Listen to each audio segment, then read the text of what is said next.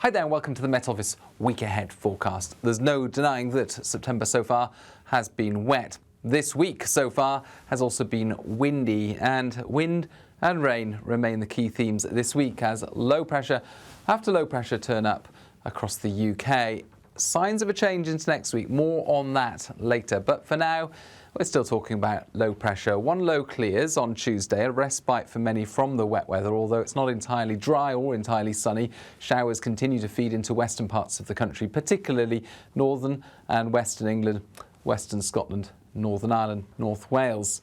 Now, towards the south, it is a drier day, some places avoiding the showers, but it turns cloudier later and winds pick up once again as the next weather system starts to approach.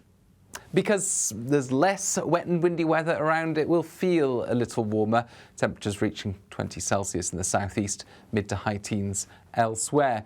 But it's really through Tuesday evening that we see the next batch of wind and rain arrive from the Atlantic. This area of low pressure in particular starts to arrive.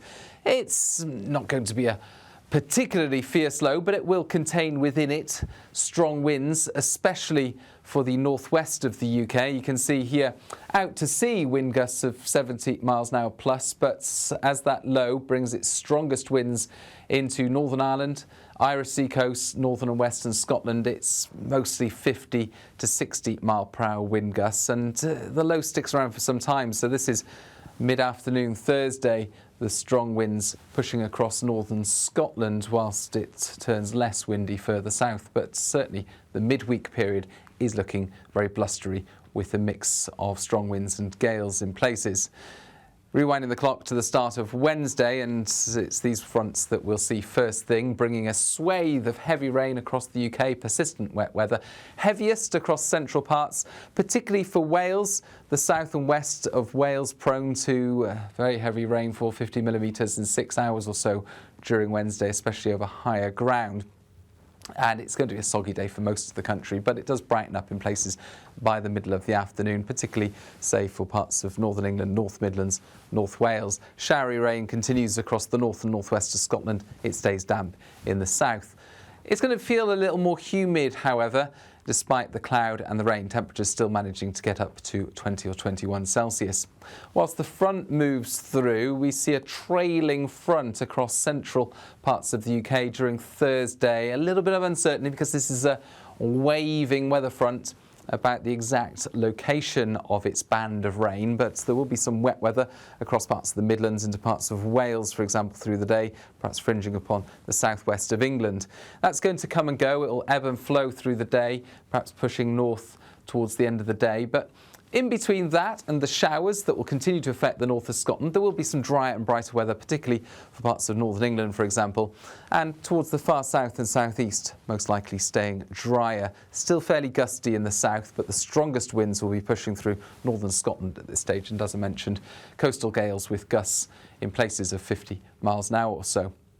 Now into Friday, that trailing weather front that I mentioned, it's still with us, but it's going to push further north once again across parts of Wales into northern England, southwest Scotland and Northern Ireland. And again, further heavy falls of rain expected in these locations, particularly over higher parts of northwestern UK.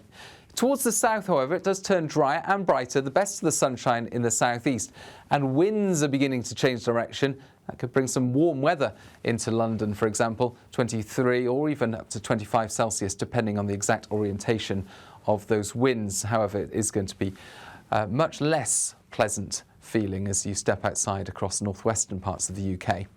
Then, to explain what's going on for the second half of the week, take a look at the setup for the jet stream on Tuesday, and as you can see, it's fairly regular across the North Atlantic, fairly flat, and this is the cause of low pressure after low pressure. But as we go through the next few days, there are subtle changes in the amplification of that jet stream. In other words, it becomes more wriggly as it crosses the North Atlantic. This portion of the jet stream pushes south, whilst the portion over the UK pushes north. Now that causes a few things. One, as I mentioned, it does bring up some warmer weather into the southeast on Friday and into Saturday.